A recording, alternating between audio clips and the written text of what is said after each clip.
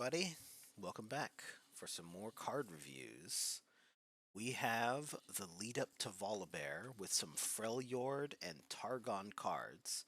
And when you see Freljord and Targon cards being revealed together, it can only mean one thing: ramp and big stuff.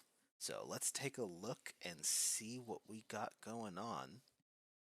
First up, we have a landmark, and a unique landmark at that. It's a token and it stacks Sigil of the Storm.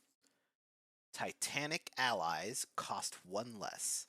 Destroy me when you play a Titanic ally. So, this is not true mana ramp, but this is rather something that's going to help you get a big unit out sooner. Be able to mana cheat something out. It is a landmark, and therefore it's more disruptible than actual mana ramp. You can use the two of them in conjunction. But let's start seeing how you can make these sigils. First up, we have Volhir's Prophet. 3 mana, 2/3. When I am summoned, summon a Sigil of the Storm. Okay.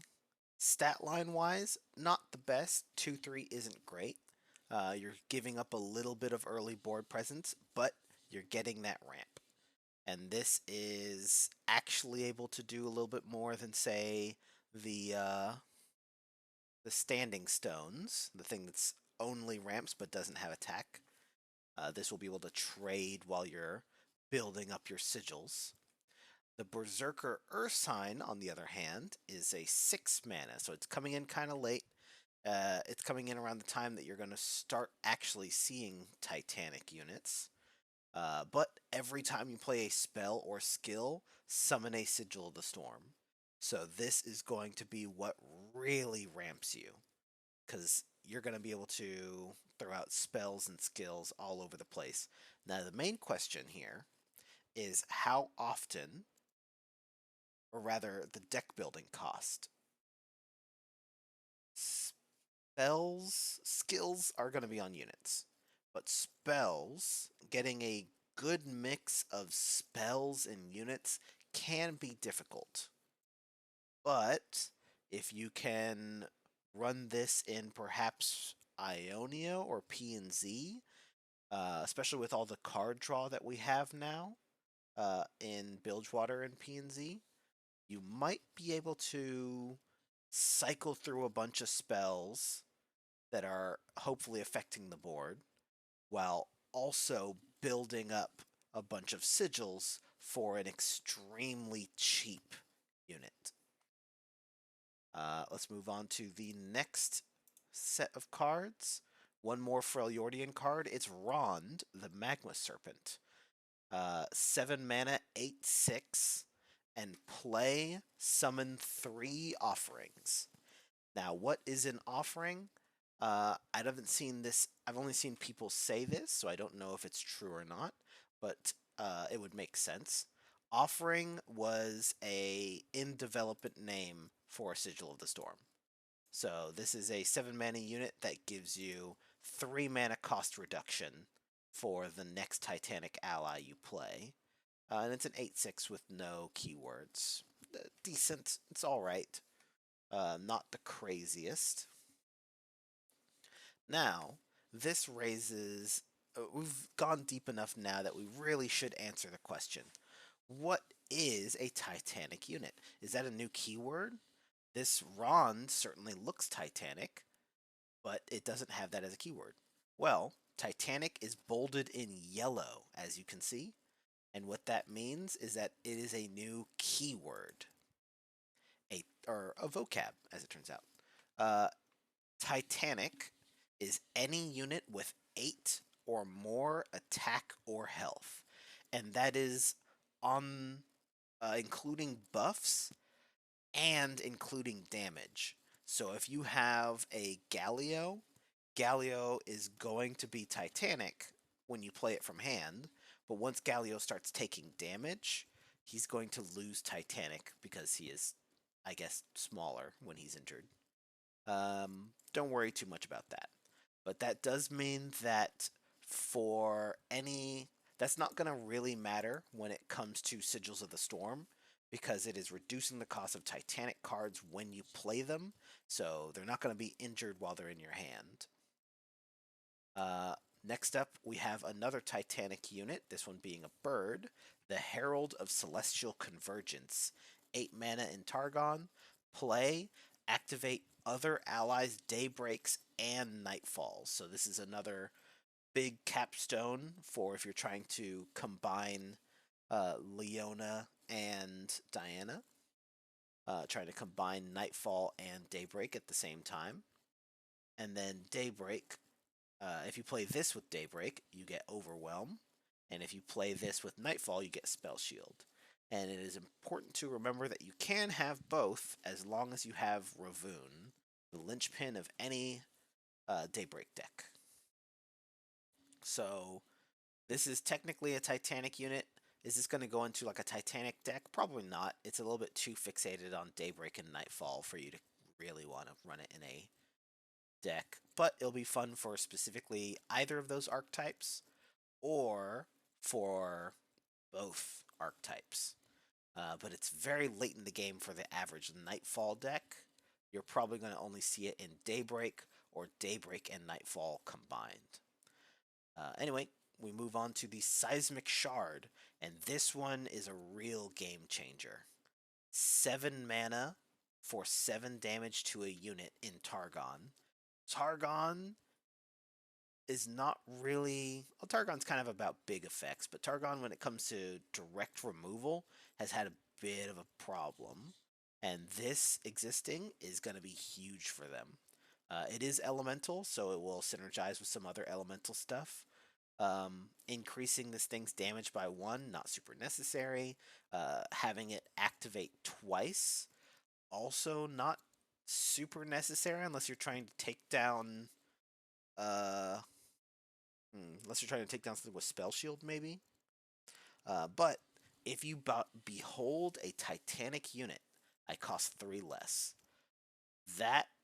This thing being 7 damage for 4 mana when you're in the late game with a Titanic unit on the field, that is huge.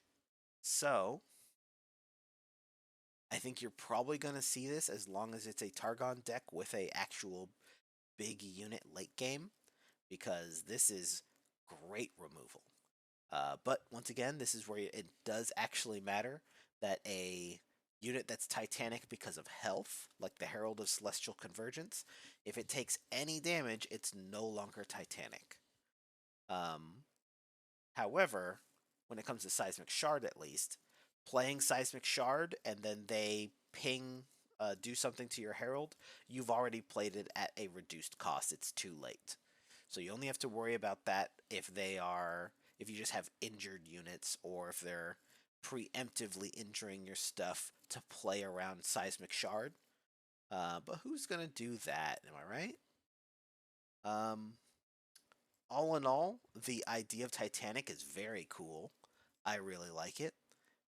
And we'll see if there's more ways to make these sigils. Obviously, Volibear is going to be Titanic. Now we know that for sure. And Volibear is likely not going to make sigils, but will have a supporting package to make these sigils to help you ramp up to Volibear. Now then, let's actually jump over to the cards that are already out. A little bit different, something a little bit different today, as I want to look at what are some Titanic units that you'd be able to make use of with Sigil. So, one of the first things I thought of, Lysandra, right? Lysandra and the Watcher. The Watcher is definitely Titanic. However, that 17 cost, you're going to need a lot of sigils. So that is not feasible. The Frost Guards, you're getting it through some other cheaty way. And most importantly, reducing the cost of your 8+ cost allies is going to hurt Lysandra's level up and hurt Lysandra's Watcher thing. So, Volibear and Lysandra, that is a non-bow. They do not work well together, or at the very least the sigils don't. Which is actually kind of lore accurate. They don't really get along. Volibear is the one that blinded Lysandra, if you did not know. Rek'Sai, and to a greater extent, Lurk units. Lurk units will, in fact, become Titanic eventually. I don't think that there is much of a benefit in running Lurk with Freljord or with Targon to take advantage of the Titanic uh, enablers or payoff. So that's probably going to be left on the cutting room floor.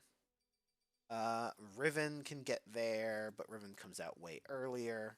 A lot of this sigil stuff you're going to want, even though there are less expensive options that can become Titanic. Yumi can help things become Titanic. For the most part, early game things that can become Titanic will be useful for Titanic payoffs, like the Seismic Shard. But the sigils are going to be here to help you cheat out big stuff early, which you will mostly find with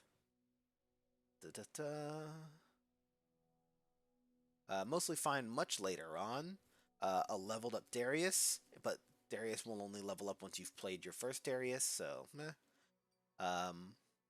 Or Nasus, actually. It will work with Nasus eventually. I've actually had a cold Nasus deck in the past, so you can actually do board wipe control type stuff, make use of sigils, and then play a Nasus for cheap and still have mana to do some other funky stuff. It'll work for Galio. Galio is right there. It'll work for Malphite. It'll work for Nautilus. But once again, it'll work for Viego. Viego will very quickly get bigger. Getting your Viego out even a little bit sooner, all you need to do is play 2 Encroaching Myths, and you can get a Viego out for much cheaper. Scion, eventually, Tryndamere all the time, Aurelion Sol all the time. Ornn, interestingly, will not actually be Titanic until he is in play. So, are you going to want to run Nautilus with Freljord? No. Are you going to want to run Malphite? The Targon thing is already there. This one would work. Already in Freljord for Tryndamere. Targon, we already know is going to work for that kind of ramp strategy, so those both work. Galio with Freljord has always kind of been a thing. Galio loves Troll Chant and things like that. Viego is probably one of the more interesting ones. Then we can jump down to things like She Who Wanders, Cythria, Otacon, getting Otacon out for cheaper. Things that evolve. Void Abomination, once it evolves. I don't know if you're going to be pulling that off, though. I don't think you're going to be doing dragons. But Gorlith, Karina is interesting. Commander Ledros for cheaper might be a big deal if you're doing the Viego deck. Putting a Commander Ledros as a alternate payoff for a Titanic unit. And then there's just various other ones, of course.